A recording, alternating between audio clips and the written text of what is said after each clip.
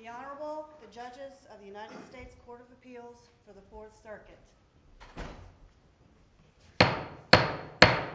Oyez, oyez, oyez. All persons having any manner or form of business before the Honorable the United States Court of Appeals for the Fourth Circuit are admonished to draw nigh and give their attention, for the court is now sitting. God save the United States and this honorable court. Please be seated.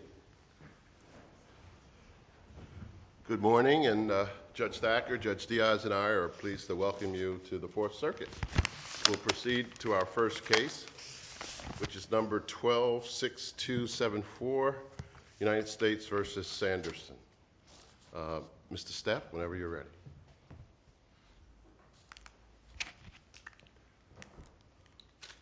Good morning, may it please the court. My name is Ben Stepp. I'm a federal public defender from Greenville, South Carolina, and I represent Michael Scotty Sanderson. I began representing Mr. Sanderson at his initial appearance in the district court in Greenville in February of 2011, when he was brought in on the complaint that ultimately turned into the indictment for violation of Title 18, Section 2250A. And so I've represented him throughout this process at the competency hearings and at the cell hearing which we had.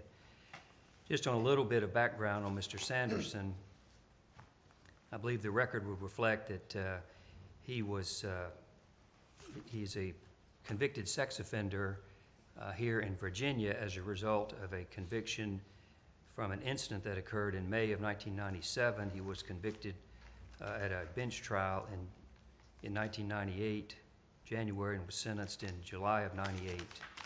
Since that time, he has remained on probation.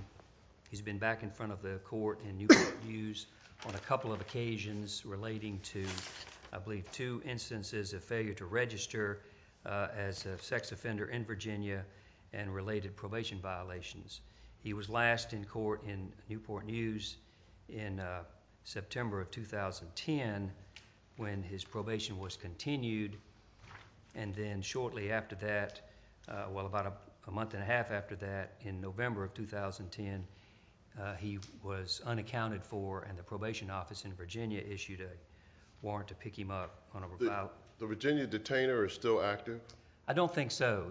We had some back and forth about the paperwork and whether Virginia wanted him back at that time, and my last information from the people in Newport News was that they were going to defer prosecution on both probation violation and a failure to register to the federal court in South Carolina. So as far as I know, he still remains under state probation in Newport News, and that's part of our position, is that he is on indefinite probation there, and will, as far as we know, will still be under their supervision, whatever happens in this case. But nevertheless, he disappeared, and sometime after the court hearing, they issued a warrant for him in November. They tracked him down in Greenville, South Carolina, and warrants were sent down. And on November the 9th of 2011, he was arrested by the Greenville County Sheriff's Office, put in jail, and about a month later, in February, the federal complaint was issued. And so we go from there. Our position in this case is that the cell factors, when we had the hearing, we went through the 4 cell factors, and we don't contest the issues regarding medical necessity and are they medically appropriate and those things. The 2nd, 3rd, and 4th factors are not an issue here today. Our contention is that while the government may have an important governmental interest in prosecuting Mr. Sanderson for this failure to register charge, that the special circumstances that the courts say can lessen the government's interest apply in this case and override the important governmental interest of prosecuting. So just to clarify, do you concede that the government has an important interest here? Well, they have an important interest because it's a serious offense, and the courts have already ruled that anything that carries 10 years is by definition, a serious offense. So the law is well settled in that. Okay, So you concede that, and your only argument is with whether or not there are special circumstances? Yes. Okay. And we contend that the special circumstances, Does it matter at all that in addition to being a serious offense, it appears to be a continuing offense in the sense that, as best we can tell, your client still hasn't registered or complied with the law? well, he can't comply now. The minute he got locked up, he was unable to comply. What are our assurances that if we agree with your position that he's going to at some point be able or be willing to comply with the law? That's part of my concern, is that the law is going to continue to be flouted if in fact we agree with you that that this is not the time to prosecute this defendant.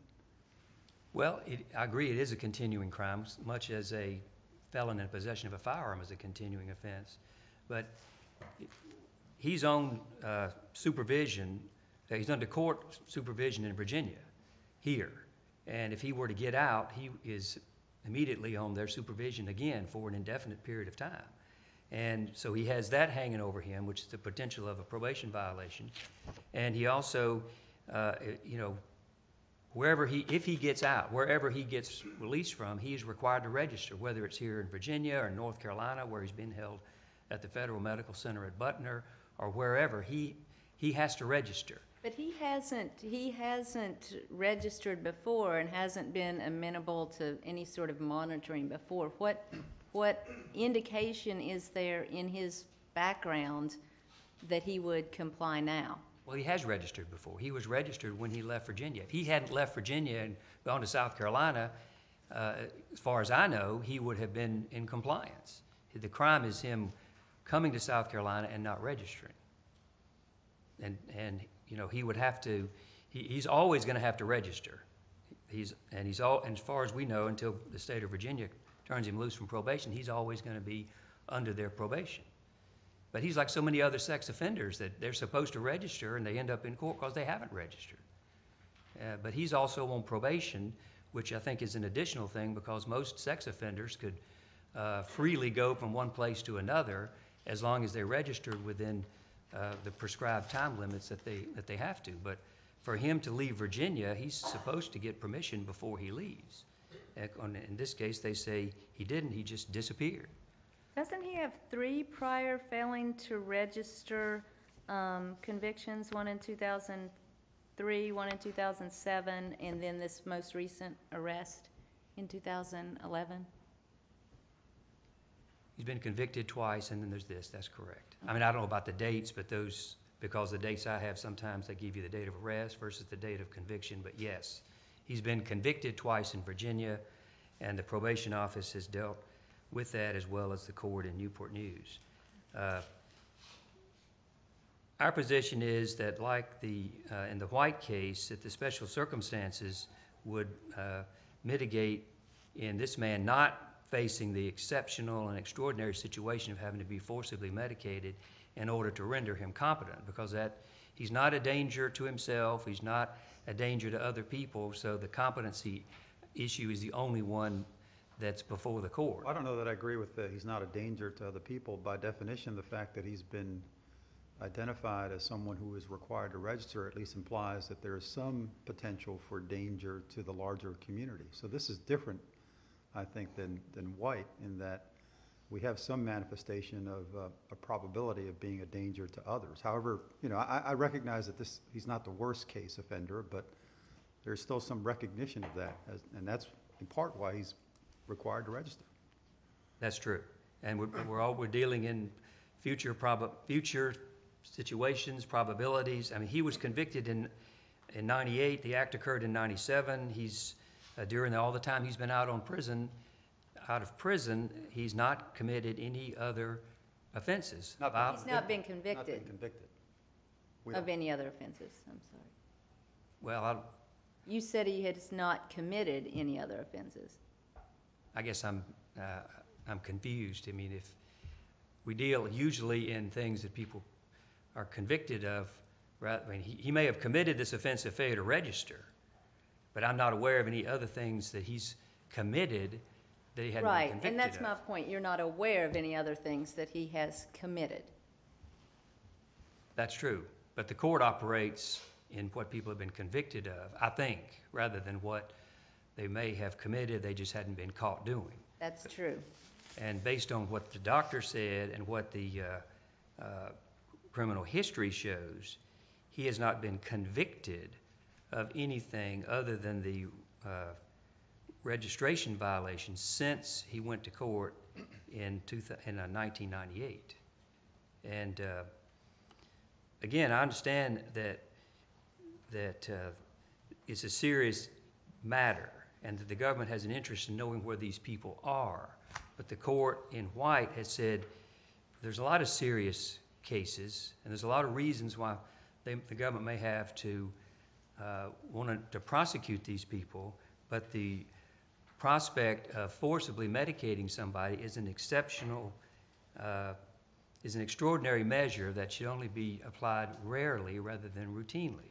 And it's our contention, again, based on the facts of the case, that in Sanderson's situation, it's a nonviolent offense. And I would also point out that it is a routine failure to register case. The statute provides for people who commit further crimes of violence while they are in the failure to register situation, and the penalties are vastly increased, minimum of 5 years to 30 years by statute.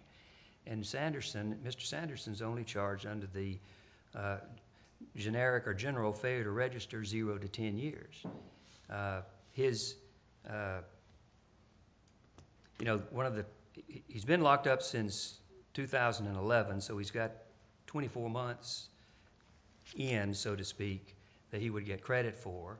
As noted in the briefs, the purported guidelines would put him at about 41 to 51 months on a base offense level of 16 that comes from the guidelines, and our general belief that he would be a Category 5 criminal history score, because that would come at least from 3 points for the Virginia conviction, which still would count against him, two more points for being on probation, and some more points for these failure to registers. Does the fact that he can't be civilly committed cut in favor of the government in this case, however slightly? Well, in some ways it does, in some ways it doesn't, because if he could be civilly committed, then I'd be saying, well, they can keep him longer because they commit him. But the only way they can commit him is if they think he's a danger to himself or others, which obviously would go against our situation. So I guess in some way it probably cuts toward the government, because they can say, well, they just have to turn him loose. And my contention is, well, if they just have to turn him loose, it's not like they're just going to put him out on the street and say, okay, you got to register. If you don't, we're going to be looking for you, because he's on state probation. He's going to be required to come back to Virginia to get back into the system in Newport News and remain in that situation with the court down there. I realize you haven't briefed this, and I appreciate the best answer you can give, but what is the state, to the extent of your knowledge, of the Supreme Court's jurisprudence on how long government can hold somebody awaiting their competency? In other words, if we were to reverse here, to the extent you can answer my question, what's the outside limit before some due process kind of claim ripens so that he has to be released?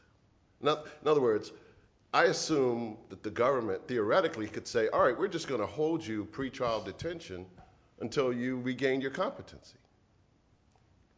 I mean, as a facial matter, the government can do that, right? I don't know that. I mean, maybe they can. I mean, I guess the district court would have to decide whether he could be released on a bond. Well, but the district court's already decided he can't be released on a bond. He has been detained. He is an indicted federal pretrial detainee, right? That's his status. That's right. And that's his status. Nothing we do here, in this case, will change that status. If we affirm and further maybe I'm not being clear. I can tell from your face not being clear. And I'm not doing a good job of asking the question. Well, I think I understand. He is a pretrial detainee. Correct. And like every other pretrial detainee, he would have a trial date under the Speedy Trial Act, et cetera, except in this case, he's incompetent to stand trial. And so as a matter of due process, he can't assist in his own defense, and therefore he can't be brought to trial. So the law says, all right, what do we do in this situation? One answer is you forcibly medicate a pretrial detainee who is incompetent, who won't voluntarily accept the medications, right? And the Supreme Court in Sell, in those prior cases, said, well, here are the interests that are involved, et cetera, but there's no question a pretrial detainee has a liberty interest in not being forcibly medicated, okay? So that's where we are.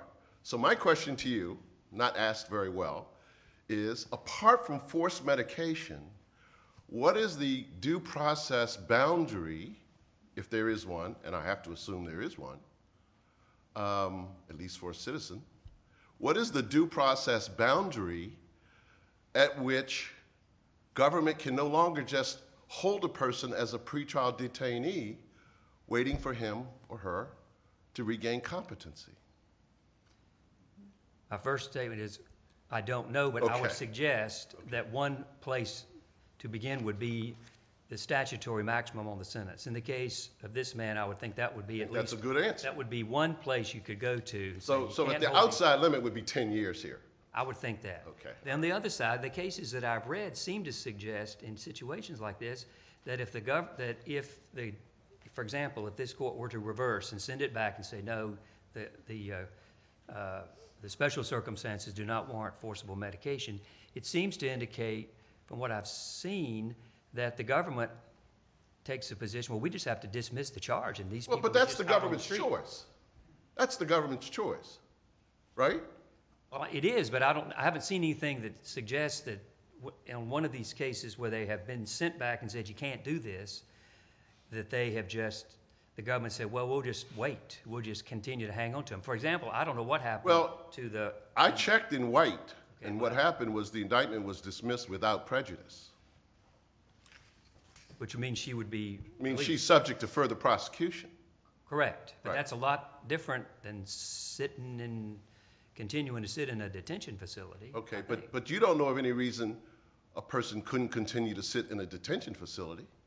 I don't know of any legal reason I could think of. That's what I mean, yeah. I could think yeah. of I would go back to the district court and ask the court to force the government's hand, and then I guess we'd be back up here on some kind of situation like that. Right, which is what I was asking you. How soon would you be back?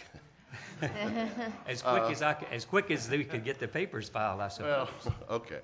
I appreciate that. I really do. But again, it's our position that with the way the White case talks about there's violent and there's nonviolent, and then there's different types of cases. First of all, Mr. Sanderson is a nonviolent offense. It is a continuing offense. In one sense, that makes it like, well, the minute he gets out, he could be picked up again if he doesn't do it. It's not like the government's interest in prosecuting a non-registering sex offender will just disappear because he's under an obligation forever to do this. And but then what would be your argument if we're back here on this very same issue? It's picked up again, we've got the very same set of facts, then what? If the insanity issue, if the Right. competency issue is still there, Right. I guess it would be the same thing. Who knows? He may get out and do something else. I think the government can be very creative in looking for things that he might have done while he was out, other than just not registering, because they would Be those things that he may have committed but not have been convicted of? those things that they can find that they can charge him with. Charging him with things and convicting people of things are way different things that we deal with all the time. But Sanderson being someone who's always going to have to register, I don't know that his situation may change, that he may get out of jail. Well, that's what it looks like, isn't it? The truth of the matter is, apparently there's going to be a cohort of citizens who are just going to spend their time in jail. you know, back where I come from, you probably heard this, doing life on the installment plan. A little bit at a time. Is that what we're gonna face in these I'm cases? afraid it may be, because Okay. people like Sanderson who have mental problems are gonna be, if there's any number of things that they're gonna run afoul of, and he Okay. goes back to Virginia, they'll have to deal with him in state court. You reserve some time, Mr. Yes, Stepp. Thank you thank very you. much. I'm sorry, Judge Thacker, did you have another question? Thank you.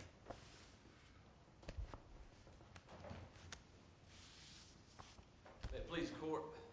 Mr. Johnson? Yes, sir. This is not a routine case, and Michael Sanderson is not a routine defendant.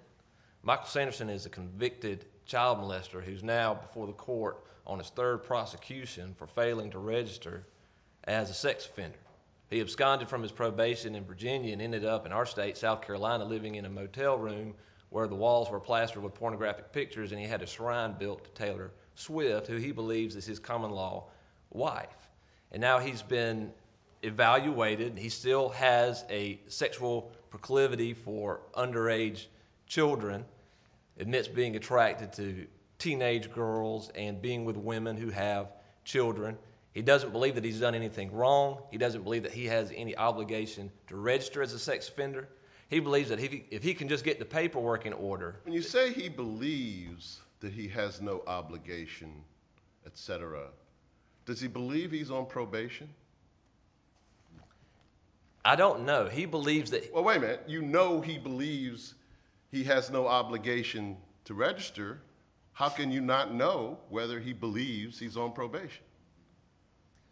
Because, Judge Davis, in the evaluation reports, he stated to the evaluator, I don't know what he stated in regard to probation, but he stated that there was a problem if he could get his representation in order, represent himself, or find another attorney, then he would be able to be released and moved to the British Virgin Islands or the Dominican Republic, where he would not have to register as a sex offender. So I know specifically he's made statements about whether he's required to register. I don't know if he's So made. he does believe he has to register, unless he moves to the British Virgin Islands.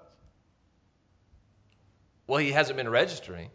That's clear. He registered at least once, but he's on his third time for not registering as a sex offender. He registered in Virginia, attendant to his conviction, right?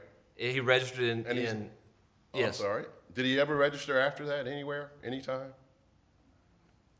I would have to double check the record. I know that he registered in 2010, as Mr. Stepp said, in the fall of 2010, and then immediately left the state and moved to South Carolina and didn't register. That was in connection with a probation violation proceeding, was it not? Somebody took him by the hand and got him registered. I don't know that. Okay, fair enough. I don't know that. I know he registered, as Mr. Stepp said, but then he immediately left the state and moved to South Carolina and, of course, did not register.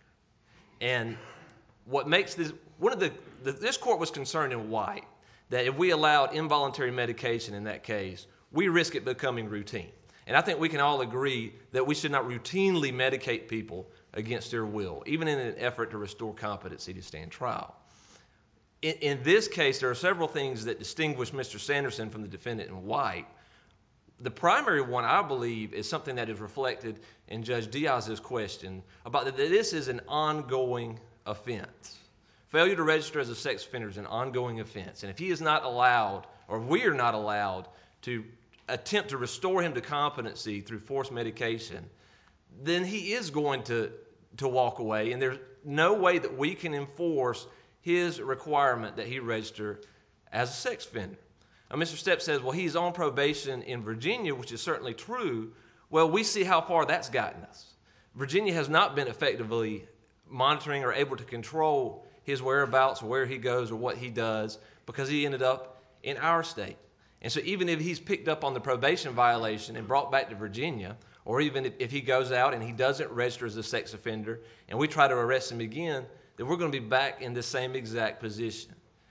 The state of Virginia will have no opportunity to enforce his registration requirements. We as the federal government will have no opportunity to enforce You his... could have sent him back to Virginia the day after he was picked up in South Carolina. I don't understand this argument at all. There was an arrest warrant for Mr. Sanderson issued in Virginia, which was a detainer against him when he was picked up in South Carolina, correct? Sure. There was no federal involvement in this case whatsoever in the first 48 hours after he was arrested in South Carolina. Isn't that correct? He was arrested by I don't dispute that.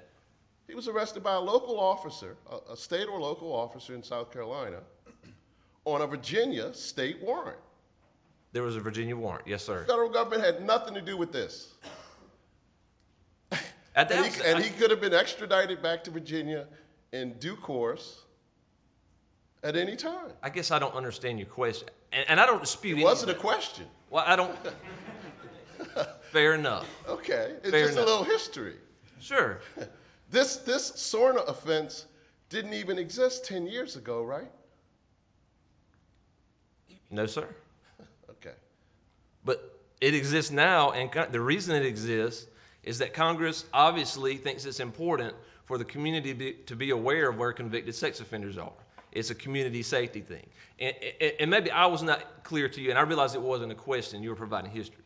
My point is not what Virginia will or will not do. My point is Mr. Sanderson in a unique position, because if we can't forcibly medicate him and restore his competency to go to trial, the SORNA requirement has no teeth, because he can keep going back out and failing to register, going wherever he wants without any way to control that movement. And each time he comes back in here, if he's mentally incompetent, we're going to be going through these same procedures. He's going to be sent off to... That would be the case if we shipped them back to Virginia. That's the point I was trying to make, and maybe I didn't make it clearly, is that regardless of who takes control of him, if this court reverses and he's released, there's no enforcement mechanism, whether it be the Virginia probation or whether it be the federal government trying to get him to comply with his SORNA requirement. But because the doctors were clear, they do not think he's going to be restored to competency on his own, and they tried. It went before Magistrate Judge McDonald. He sent him off to be evaluated, came back, he's incompetent. All right, well, let's send him back to Butner and see if we can get him to take the medicine and see if his competency can be restored that way without involuntary medication. They had his mom talk to him. They had his sister talk to him. He said, I don't give a crap what they think. And he's been there for 2 years, and he's still not taking the medicine. And the doctors say he's not going to take the medicine on his own. The only way that he can be restored to competency is through involuntary medication. So what's the answer to my earlier question? If you know, I realize you haven't briefed it, Mr. Johnson, but how long can the government hold somebody in pretrial detention, hoping, wishing for competency? Like Mr. Stepp, I don't know. The short answer is I don't know. You agree that the outside's got to be 10 years? Correct. Okay. Correct. And as a And you agree that as a theoretical matter, at least, there's some due process constraint, right? yes, I do. We don't know what that might be, but there is some point. Presumably, there's some point when due process says, no, you can't continue to hold this person. Yeah, I agree with that. Okay. And frankly, I would be very surprised if the government can hold him under due process to the maximum extent of what his sentence would be if he's convicted of the offense. Right. I don't know the answer to that question, and certainly there has to be a reasonableness component. And that's part of our concern, is that if this court were to reverse the district court's order, the doctors have already said, we've tried everything we can short of involuntary medication. We're not going to be able to restore his competency. What if a court were to say, no, you can't medicate, and then the therapeutic modality becomes to include, at some point, he's been in, 3 years, 4 years, 5 years? Presumably some therapist will say to him, now, Mr. Pretrial Detainee, you're in here because you won't take the medications. And, you've probably been in here longer now than you would have been in here had you gone in and pled guilty 2 or 3 years ago. Is that totally fallacious? I mean, I'm no psychologist. None of us are psychologists, but does that make sense?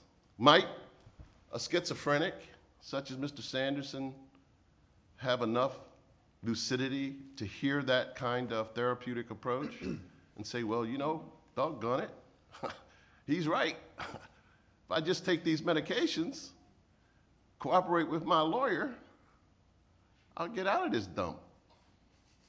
I wouldn't say that it's With outside. all the realm. respect to Butler, I've been there. It's not a dump. It's not a dump. I can't say that it's outside the realm of possibility. Okay. And I think a psychiatrist or a psychologist would try it. Because either way, he's going to be at Butler, right? I mean, it's pretty clear, I think, that for this defendant, if he's forcibly medicated or voluntarily medicated, restores competency, goes in, either goes to trial, and it's going to be like a 2-hour trial. Exactly. He either goes to trial or he pleads guilty. He gets sentenced. Given his medical history, he's going right back to Butler. I think that's very likely. It's almost a certainty. Sure. So if he's going to be at Butler for the next couple of years, why should we forcibly medicate him to get him there? He's already there. He's not going to go anywhere for the next couple of years unless the government chooses to dismiss the prosecution, which is entirely up. It's prosecutorial discretion. Just like the government chose to prosecute him instead of sending him back to Virginia, the government can choose, within the constraints of due process, how long to keep him at Butler, unmedicated. I see what you're saying, but the problem with that is if you reverse, then Mr. Stepp's going to argue, Your Honor, we can't, or I assume he will. I would. He can't be forcibly medicated.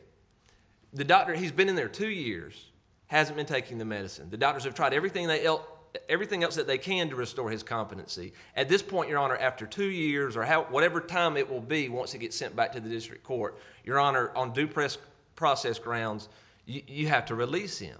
And I think he I'm not going to comment on the strength of what that argument would be, but it's certainly a fair argument. I don't think that we can't hold him indefinitely, and I don't think that we can hold him up to 10 years just hoping that one day he'll come to his senses. Why are you so sure you can't hold him for 6 years? Or 5? I mean, we're sort of outside the record, and I realize counsel haven't briefed this issue. I'm not sure frankly, it's come up much in the context of a cell analysis. But I don't know why it hasn't come up. I'm certainly not the first person to think of it. And I don't know either. And you asked me how am I sure that it wouldn't be. I'm not sure, and I don't know. And I think that's part of the problem. We need to go ahead and prosecute him now. We can end the uncertainty. And because whether it's 2 years or 4 years or whatever, there's no indication that he's going to be brought to competency in any other method. And the government has an interest in prosecuting this man, a convicted sex offender who's now on his 3rd failure to register, and to bring as much of the law down on him as we can, because it's obvious that the things that have come down upon him up until this point are not working. And I think a couple of things, we've talked about some things that distinguish this case from White.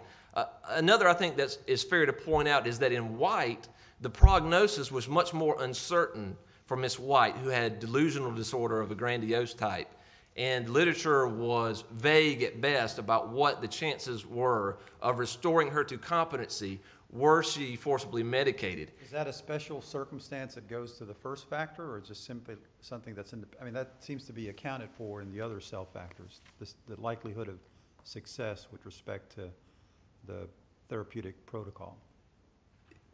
I think it relates to more than one factor. And I think it relates to the first factor because I think this court discussed in White the fact that prognosis was not as hopeful for her, whereas for him, it is. And so that does weigh as to the 2nd through 4th cell factors, but I think it shows that these are not special circumstances that mitigate against the government's interest. It's a circumstance that mitigates in favor of the government's interest, as well as showing that this is medically appropriate for Mr. Sanderson, that it's likely to restore him to competency, is not likely to hinder his ability to communicate with his lawyer, and that it's necessary in this instance. Am I correct that the order in this case contemplates forcible medication through sentencing?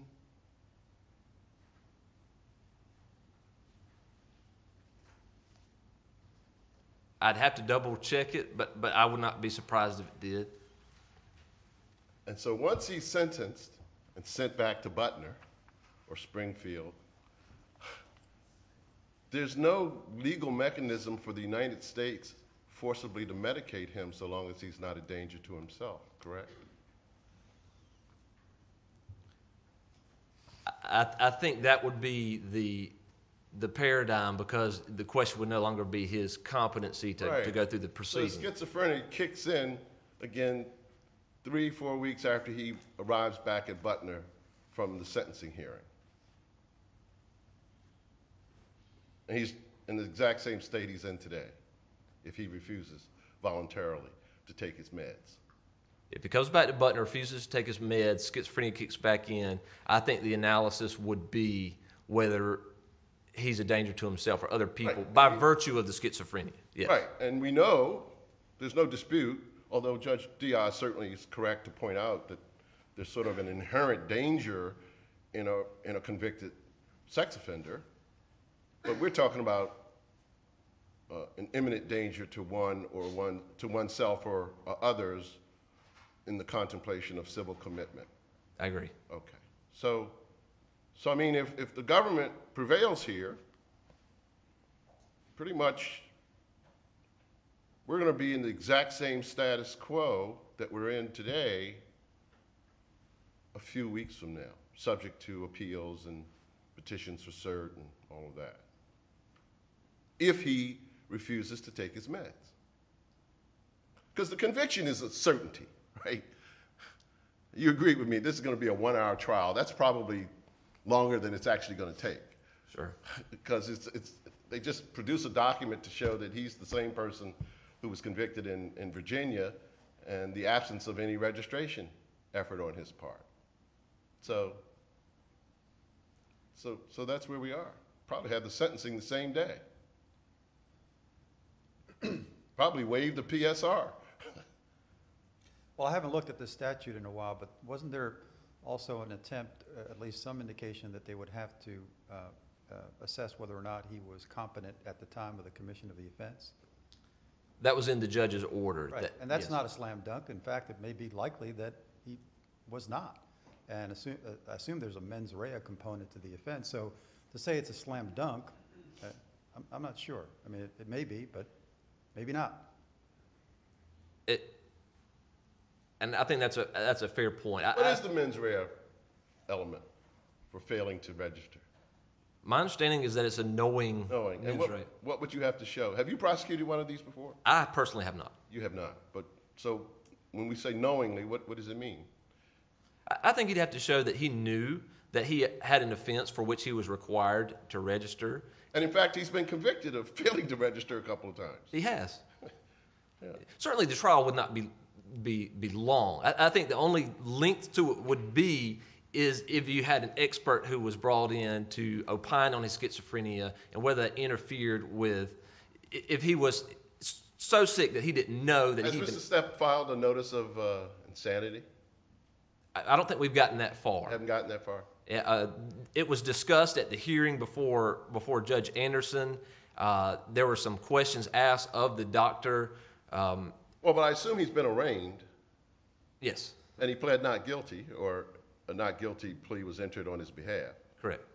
And ordinarily, there'd be a scheduling order of some sort that required pretrial motions within couple of weeks of the arraignment, right? So that's why I asked the question. Yeah, correct. He's been arraigned, and I think all of that was put on hold pending the results of his competency. Okay. And then Judge Anderson put in the order. The doctor said that he would not be able to really produce an opinion on insanity at the time of the offense because he's so incompetent he cannot engage with the doctors.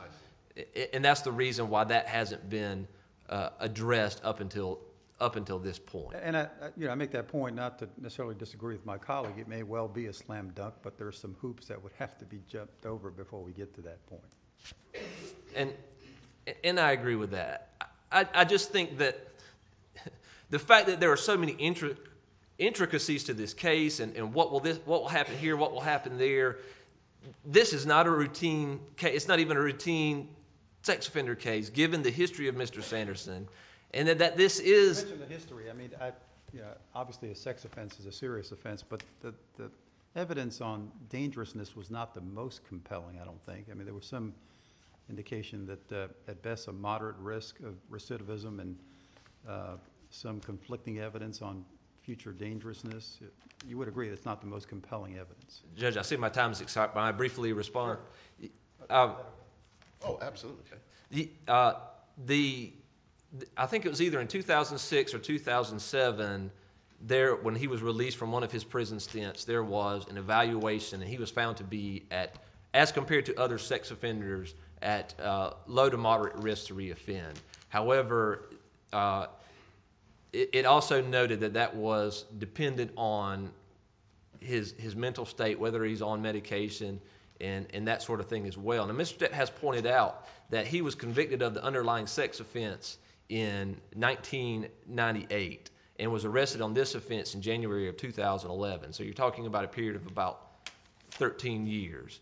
And Mr. Stepp pointed out we don't know of any other substantive offenses that he has committed. I think it's fair to point out that of those 13 years, he's been in prison for 7 years, because he was in prison for 5 years on the underlying sex offense. He's done a 2-year prison term for one of his failure to register offenses. So for more than half that time, he's been in jail. And then in the 6 years that he has been out, he's now on his third prosecution for failing to register. So we think there are serious concerns, especially the circumstances in which he was arrested and the fact that he continues to report having sexual proclivity for underage children shows that he is a danger to society. Unless the court has any other questions, we would ask you to affirm district court's order. Thank you, Mr. Thank you. Johnson.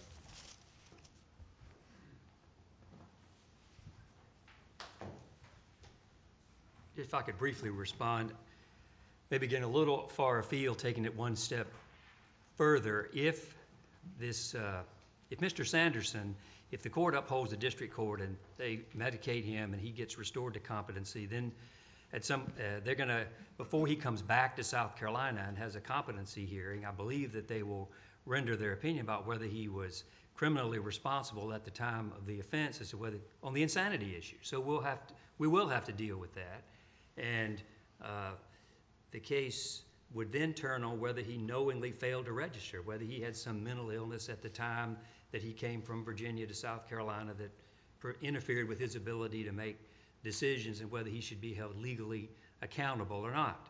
But let's assume that if he is convicted of the charge, well, let me back up. If they find him to be insane, then of course we're going to be in a situation to where the only question is he a danger to himself or to others? We'll have a risk assessment hearing, and the court will have to decide, well, we either hold him or we put him out on conditional release, kind of like probation without not being on probation. But nevertheless, we're in a similar type of situation. They may want him to take medication. They may think it's best for him, but he may still say, you know what, we've been through this little trial. I'm done with it. You can't continue to forcibly medicate me. I'm not taking this stuff. And what they do with him, who knows?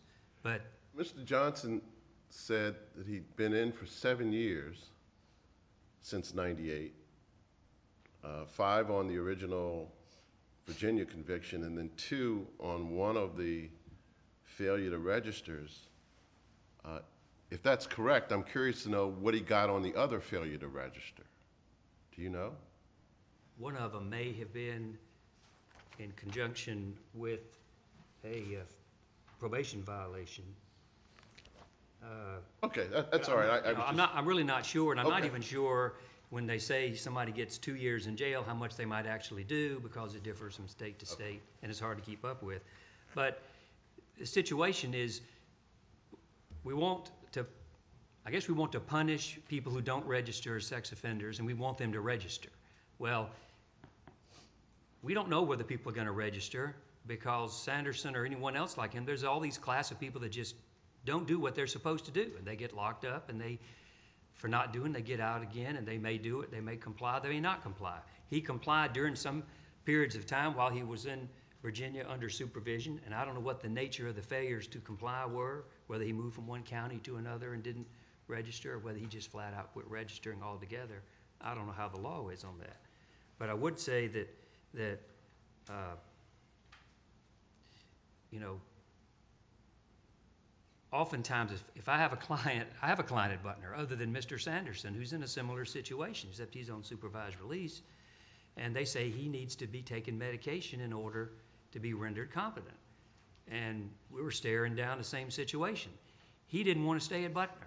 I said, well, you know, if you don't want to stay at Butner, you might just take the medication that Dr. Herbal recommends, and we can deal with this thing pretty quick. Did it work? It did. He's Yeah. coming back in a couple of weeks. Sanderson is a different animal.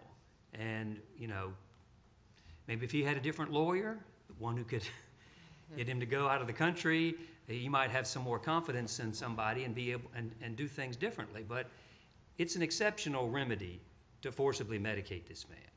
And if the court doesn't and then the government decides, well, they either got to turn him loose or hang on to him, I don't know, maybe they could say, well, if we're going to turn loose of him, we'll decide whether we're going to prosecute him later. We'll consider putting him out on a bond. And the only way we're going to let him out, number one, he's got to register as a sex offender. Number two, he needs to take medication that's recommended by pretrial services or whoever. And that would be one way to get him out of a penal situation, which is what it is. I mean, he's locked up in pretrial detention. And he could comply with the law. And this continuing offense is only continuing as long as you're not under registration. And he's not in violation of the law now because he can't register. I mean, he's at the place where all the sex offenders end up, which is Butner. I see what you're getting at. It's a continuing offense in the sense that